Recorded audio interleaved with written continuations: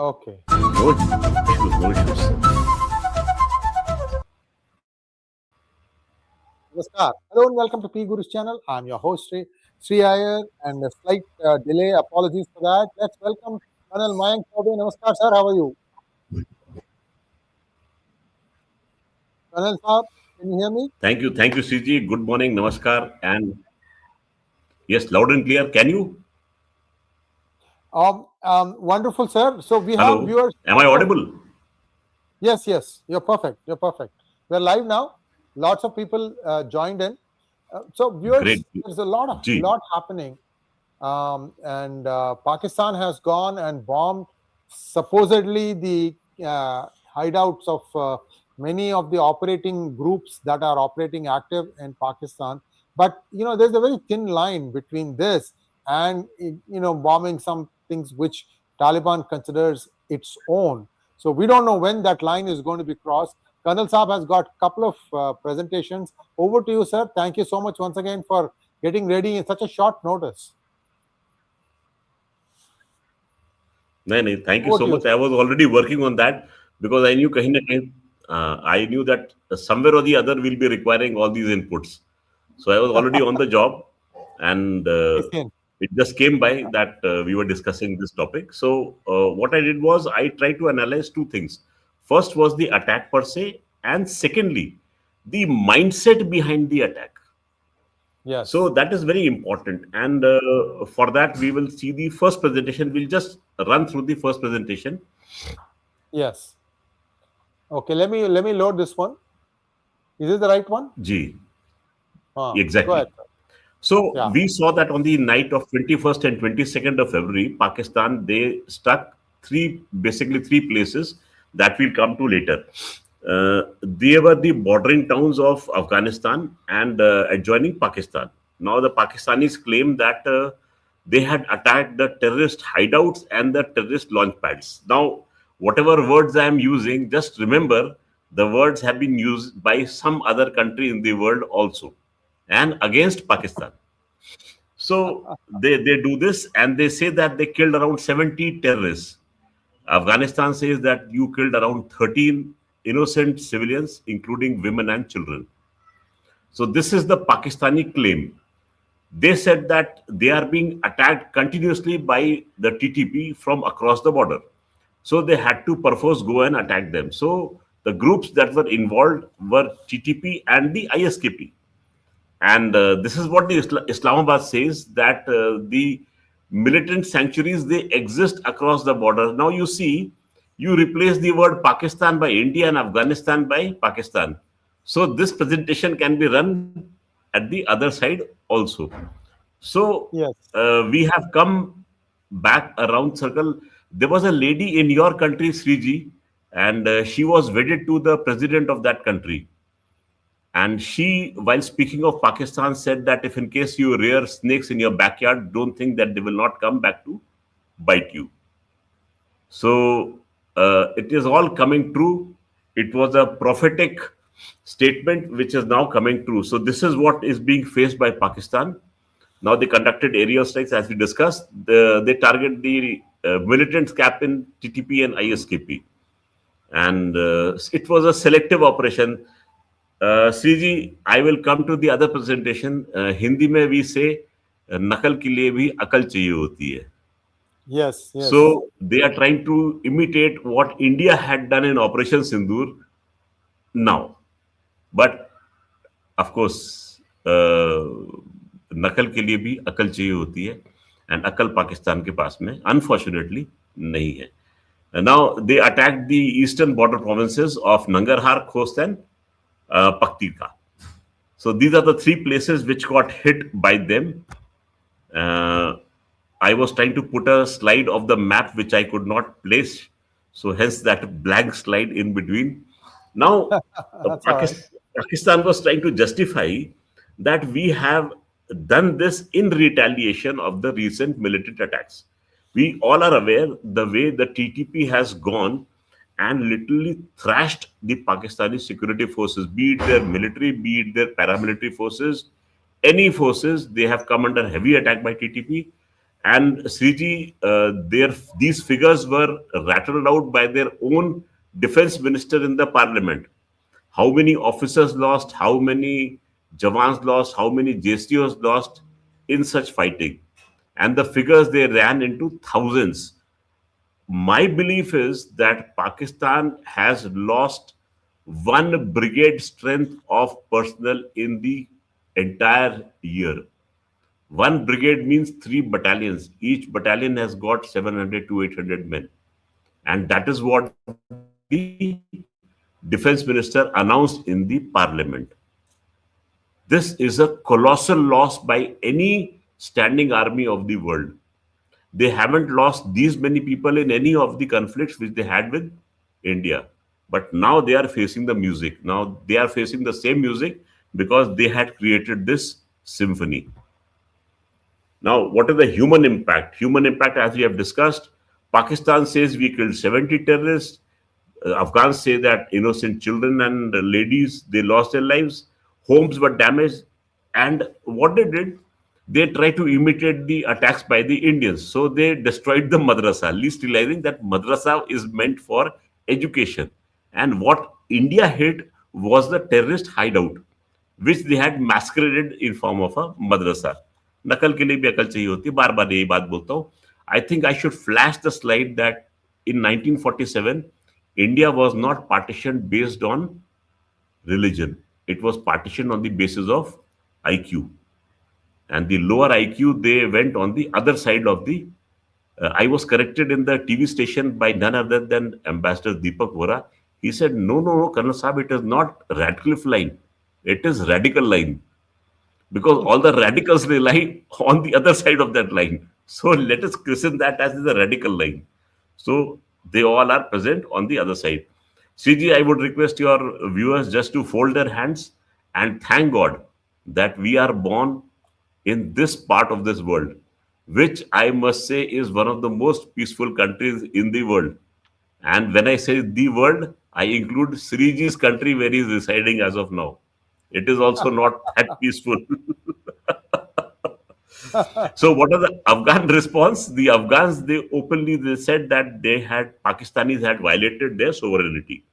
India had issued an official statement condemning the Pakistani attack. And so the entire world has also done so. Now, let me come to the important slide. Now, what are the implications?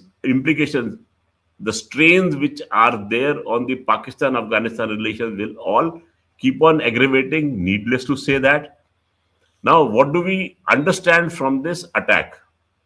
That such attacks will keep continuing. Both the parties will keep contesting how many civilians killed. Risk of escalation persists. Will Mr. Trump look towards Afghanistan or will he look slightly west? It's a important question. This is the flag which comes into prominence. This is the famous TTP flag. Now, where does TTP come into play? Because TTP has issued a statement that if in case Pakistan does not desist from such activities, it will be obliterated from the map. Now, this was no small statement. Till now, Sriji, we have not seen such statement coming out. But this was a clear-cut warning that they will finish Pakistan. And this is what is happening. If you see South Waziristan, the writ of Pakistan military, Pakistan governance, it does not run there. The TTP handles everything. Balochistan out. I can say safely that 55% of Pakistan is officially out of their control. Officially out of their control. What they are handling is just Pakistani Punjab and Sindh, if you can say very loosely. We will now try and upload the second presentation, Sriji. That the irony lies that you are trying to handle such a situation where you have got no say. Let us just compare India and Pakistan in a slide. Now, when we see Pakistan, 45% of the population of Pakistan lives in poverty, 16.5 in abject poverty. And the third line is the catch. 1.9 million more projected to fall into poverty. So you see, we will come to the graph subsequently. In Pakistan, poverty is rising as the years progress. We compare that with India. Pakistan is a very fond of comparing everything with India. So for the sake of your Pakistani audience, I am showing this comparison now. India extreme poverty is 5.3% and 269 million people were lifted out of poverty. Third line on the first bullet, 1.9 million people are going to fall into poverty in Pakistan. In India, we have lifted these many people out of poverty. This is the graph of poverty of these two countries. Again, thank your stars that you were born in India.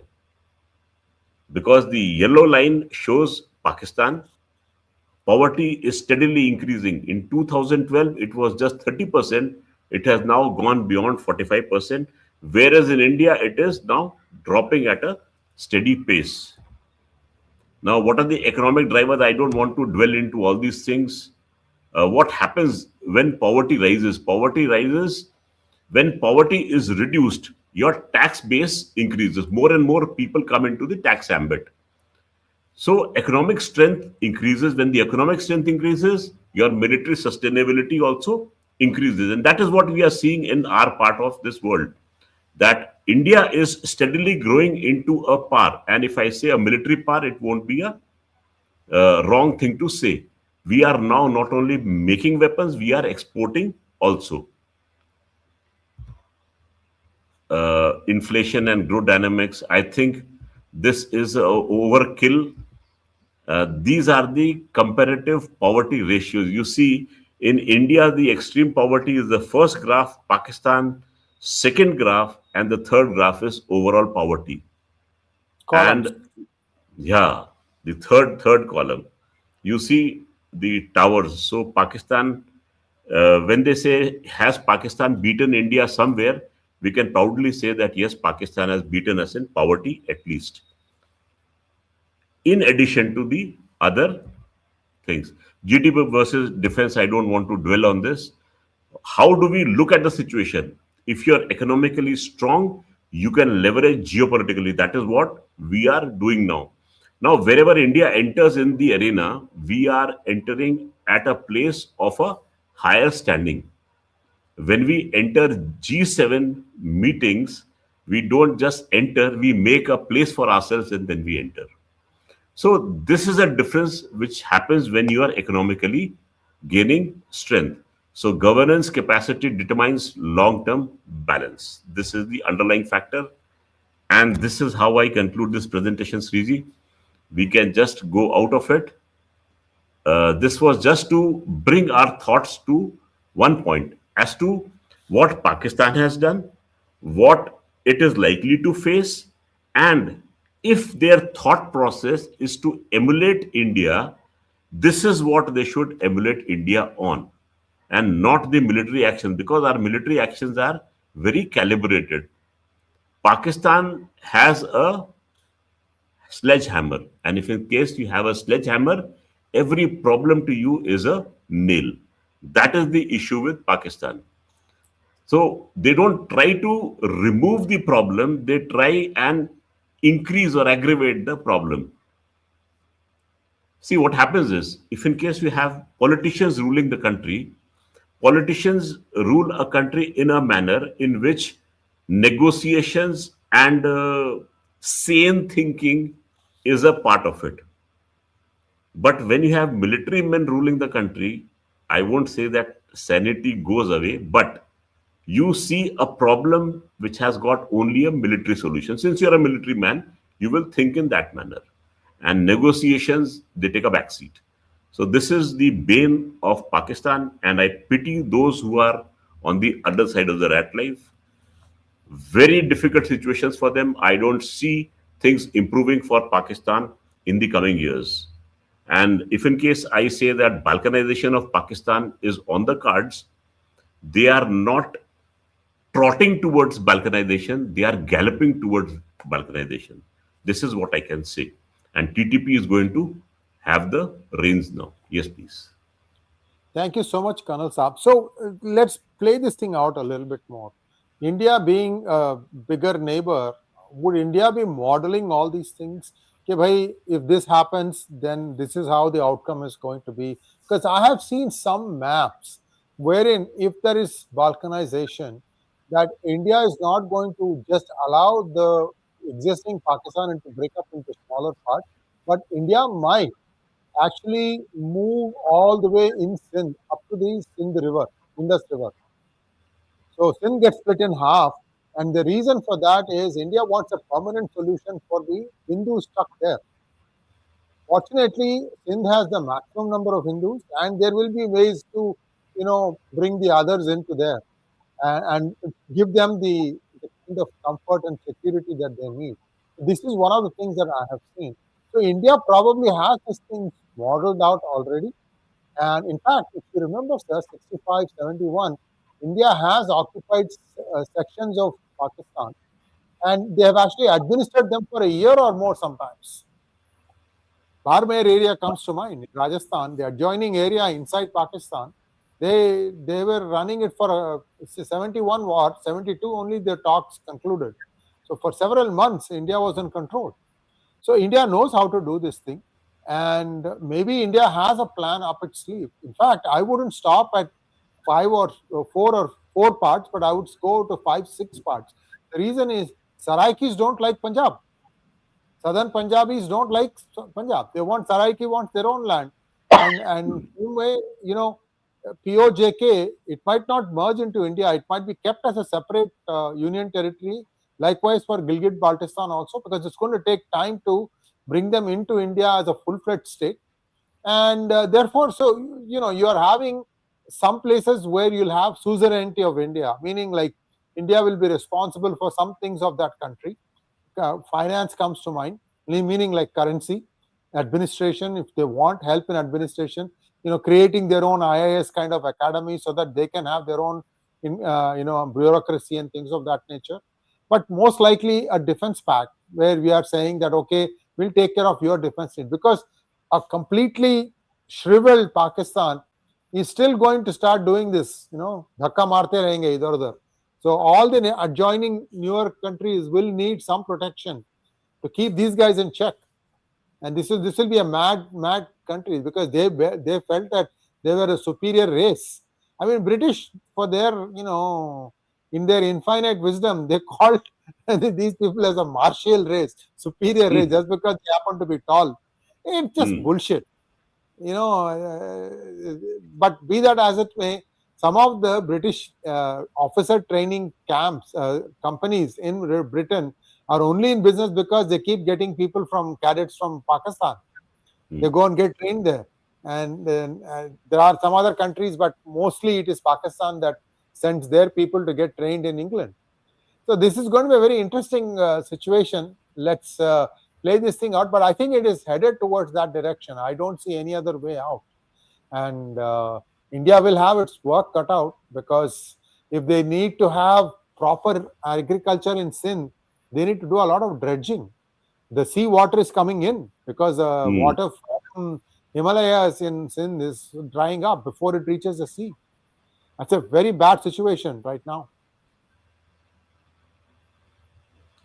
So, whatever is holding Pakistan, I am really doubtful whether it will be able to hold it for long or not. So, it's in my mind, it's galloping towards balkanization. And what I foresee, Sriji, is that they may be depending on Mr. Trump, that Mr. Trump would help Pakistan. I'm sorry. Mr. Trump at any point of time can go back to the BLA and say that, okay, we are going to have a pact with you and we Yeah, want these resources from your land. We are correct. speaking now one on one with you. This is what I foresee happening. At any Yeah, point of time, Pakistan will be dropped like a hot potato. China, they have already absolutely. antagonized with. Yeah, Yeah, China, they have already antagonized. China is not very happy with Pakistan, and the US is also not very happy. So disillusionment would come very soon. Not a very happy state of affairs for Pakistan. India has to keep itself warned, because what happens is when you have instability, refugee influx is a issue. correct. So movement of thousands of people toward the Indian border, because they all know that this is a prosperous country and we will survive here and we can flourish if in case we shift here. So, first of all, they have to prove whether they are de radicalized. Now, de radicalization is a very important thing, which I don't think ever happens. It takes at least a generation to de radicalize. You Yeah, yeah, cannot de radicalize in the same generation. So, 50 odd years, yes, one has to wait. You have to prove your worth, your metal, that you are worth being an Indian. Your land, of course, it is not your land, it was my land. But you have to prove with worth whether you are fit to be living on that land. That is a very important thing to have a look at. So, of course, I am very sure that the government does have this in mind. And if you recall, the GOC in C of Western Command, he made a statement that till such time we don't annex some land from Pakistan, Pakistan will not understand that they have lost it. So things yes, are yes. moving towards that direction. Let's wait and watch what happens actually on ground. Thank you so much, Kanal Saab. And viewers, please like, share, and subscribe to our channel as well as Rann-Neeti. It is coming live on both channels. Please do subscribe to our channels and also like this video. And you can also subscribe to the other channel. If you are watching it on P Gurus, you can subscribe to Rann-Neeti channel and vice versa. Thank you so much, Kanal Saab. We'll see you again next Tuesday at 10 a.m. IST in Hindi. Namaskar. Namaskar. Thank you, Siji. Jai Hind. Jai Hind.